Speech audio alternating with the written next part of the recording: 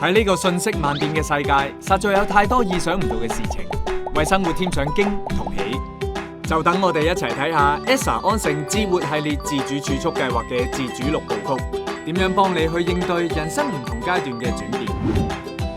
30歲嘅 Johnson 仔仔啱啱出世，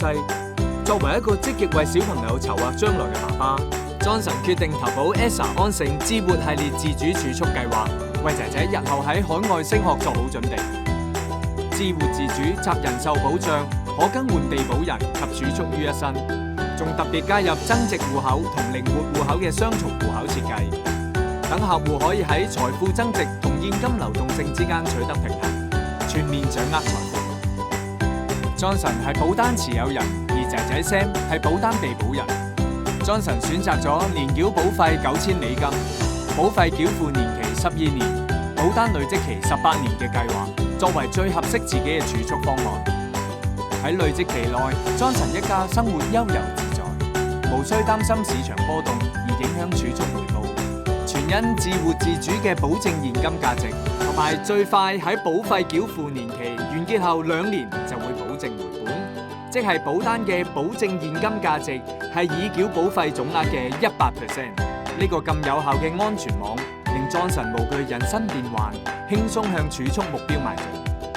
Johnson 48歲，即係保單18年累積期完結嘅時候，佢可以一筆過獲得高達名義金額168%嘅保證現金儲備，同埋額外嘅非保證特別現金儲備，合共約13萬美金嘅總現金儲備，俾 Johnson 日後自由運用。同一年 ，Sam 考入本地大學，而智活自主保單亦將會進入靈活儲蓄期。Johnson 可以喺靈活儲蓄期開始之前，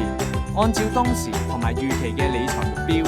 選擇將保單價值總額自行分配到以提供保本、派息及可隨時提取嘅靈活戶口，又或者係以賺取更高長期回報嘅增值戶口，去配搭出最啱自己嘅儲蓄方案。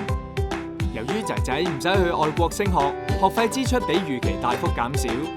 Johnson 喺幾個月前已經將靈活戶口同增值戶口嘅戶口分配比例由預設比例嘅7:3改為3:7，而分配比例會喺靈活儲蓄期嘅第1日執行。透過調高增值戶口嘅比例，以獲取更高嘅潛在回報，等退休嘅時候活得更自在。Johnson 亦會喺仔仔19至22歲就讀大學嘅4年間，喺靈活戶口每年提取約12500美金作為學費同雜費支出。Johnson 60歲嗰年 ，Sam 亦組織咗自己嘅家庭。睇到仔仔自立 ，Johnson 亦開始準備6年後嘅退休生活。為咗確保退而無憂 ，Johnson 決定運用增值戶口鎖定選擇權，將風險逐步降低，仲選擇喺未來6年，每年將36000美金由增值戶口轉移去靈活戶口。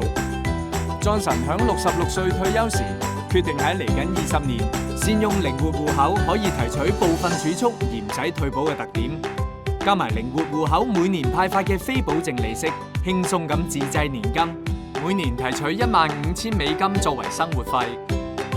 85歲嘅 Johnson 而家最希望嘅就係俾孫女 Daisy 喺冇財務負擔下生活。佢選擇更換智活自主保單嘅持有人同被保人俾 Daisy， 將財富繼續傳承。5年後 ，Daisy 25歲，智活自主保單已經累積滾存約69萬美金，加埋之前嘅提取金額計算，合共高達已繳保費嘅10倍。ESSA 安盛智活系列自主儲蓄計劃，俾你靈活彈性，智慧生活由你自主。